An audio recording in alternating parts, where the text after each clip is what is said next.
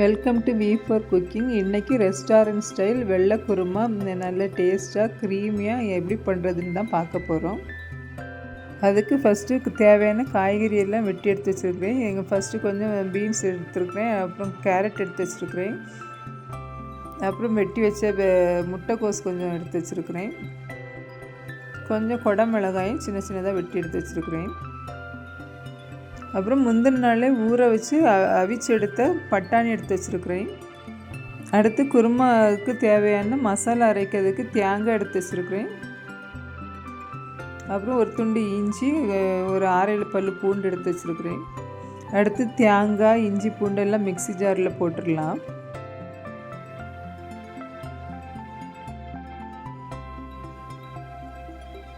இது கூடவே ஒரு 3 பச்சை மிளகாய் போட்டிருக்கிறேன், கொஞ்சம் பொட்டுக்கடலை சேர்த்துருக்குறேன்,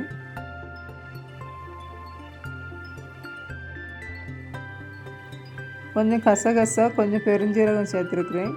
அடுத்து 2 துண்டு பட்டை போட்டிருக்கேன்.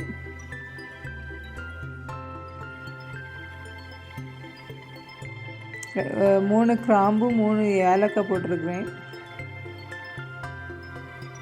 அப்புறம் ஒரு 10-12 போல் முந்திரி பருப்பு சேர்த்துருக்குறேன்.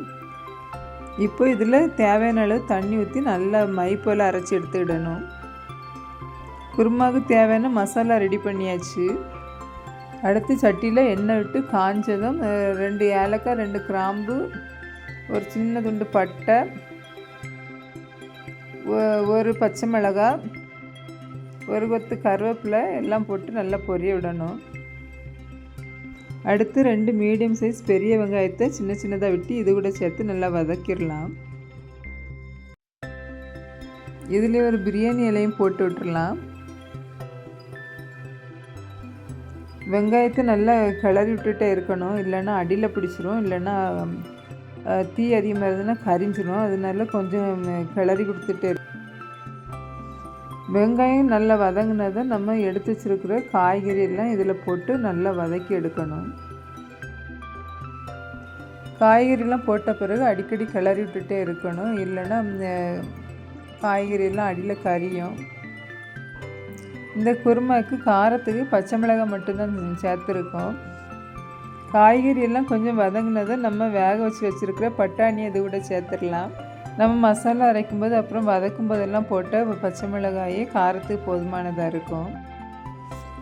காய்கறி பட்டாணி எல்லாம் நல்லா மிக்ஸ் ஆகி எல்லாம் வெந்து வரும்போது நம்ம அரைச்சி வச்சுருக்கிற மசாலாவை இதில் சேர்த்துடலாம்.